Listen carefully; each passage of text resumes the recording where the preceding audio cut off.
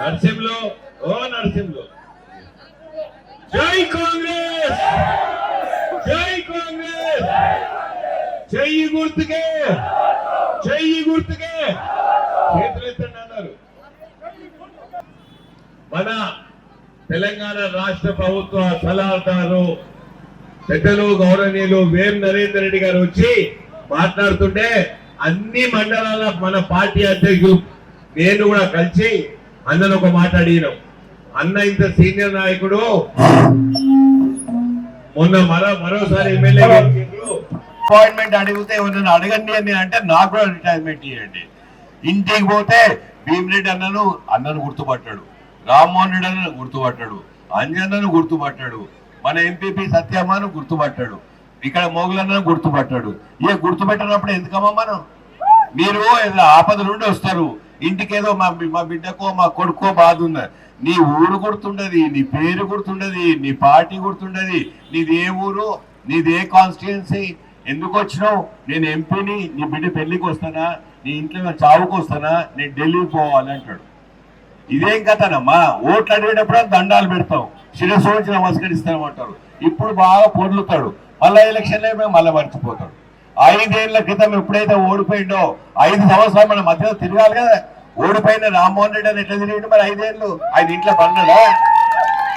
ఆయన ఎందుకు తిరిగిండు? మళ్ళా తిరగాలి, మళ్ళా గెలవాలి అని చెప్పి తిరిగిండు, కష్టపడ్డాడు, గెలిపించారు. మరి విశ్వేశ్వరుడు ఇంటెందుకు పడుకున్నాడు? కోవిడ్ టైంలో అదే చేసిండు. కోవిడ్ టైంలోనేమో నేను ఇల్లు తిరిగినా, గ్రామాలు తిరిగినా, ప్రతి గ్రామ పంచాయతీకి టీవీ ఇచ్చిన, ప్రతి గ్రామ పంచాయతీలో నిత్యావసర వస్తువులు ఇచ్చిన. ఆయనకేమో పిల్లలు ఉన్నారంట, నాకుండరా పిల్లలు? నా పిల్ల నన్ను అడగదా ఎందుకు పోతున్నామని? ఆయనేమో నా పిల్లం వద్దన్నది, నా కొడుకు వద్దన్నాడు, నేను కోవిడ్ లో బయట తిరిగా అంటాడు. ఇప్పుడేం కొత్త మాటలు చెప్తుండు. ఈసారి నన్ను గెలిపేయండి, నేను రంజిత్ రెడ్డి లాగా ఇంటి రాగానే మీకు నమస్కారం పెడతా, పేరు గుర్తుపెట్టుకొని మాట్లాడతా, మీకు అవసరం నేను చేస్తా అంటాడు. అంటే ఓటమి ఒప్పుకున్నట్టే కదా. ఓటమి ఒప్పుకుని రంజిత్ రెడ్డి లాగా ఉన్నా అంటే రంజిత్ రెడ్డి కాదా, ఇప్పుడన్నా రంజిత్ రెడ్డి లాగా చేస్తా అంటాడు. 111 జీవో ఎత్తేయించామన్నాడు.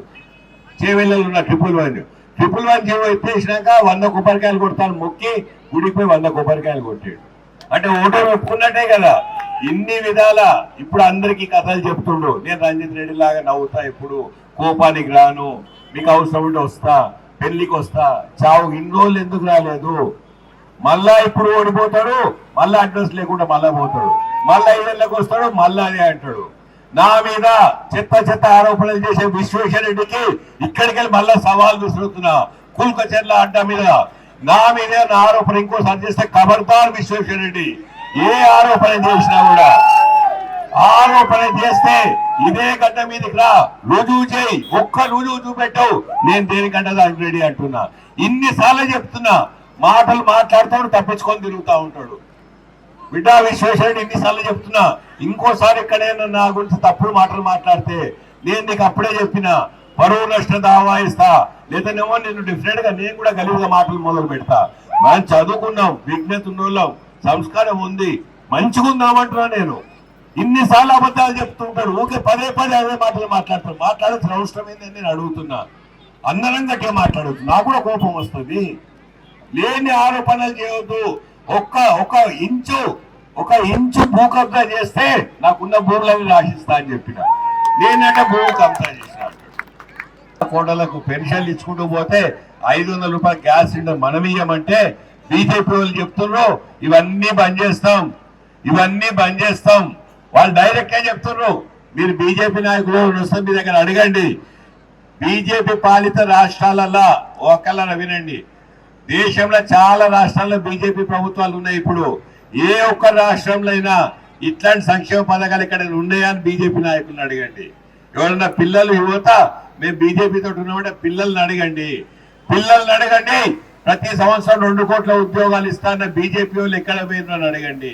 ఇప్పటి వరకు 20 కోట్ల ఉద్యోగాలు ఇవ్వాల్సిన బీజేపీ ప్రభుత్వం ఏం చేసిందని అడగండి. 7 లక్షల ఉద్యోగాలు ఇచ్చారు.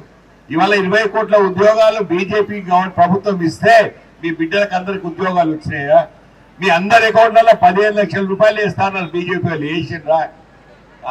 ఇవి వేయకపోతే మీరు బీజేపీ వాళ్ళని అడగారు 15 లక్షలు ఎందుకే లేదు, నా బిడ్డకి ఎందుకు ఉద్యోగం ఇవ్వలేదని. ఇక్కడ మనకి ఎందుకు ఇస్తున్నారు? ఒక నెల లేట్ అయితే మీరు చేతులు ఎత్తుతారు, నా గ్యాస్ సిలిండర్ నాకు 500 రూపాయలకి ఇవ్వలేదు, నాకు ఇల్లు ఎప్పుడు ఇస్తారని చెప్పి. ఇది మన ప్రభుత్వం, కాంగ్రెస్ ప్రభుత్వం, పేదల సంక్షేమం కోరే ప్రభుత్వం. మీ అందరి ఇష్టపూర్వకంగా ఎన్నుకున్న ఎమ్మెల్యే గారు ఇక్కడ ఉన్నారు, మీకు ఆ హక్కు ఉంటది. మీరు గెలిపించిండ్రు, మీరు మమ్మల్ని నిలదీయవచ్చు.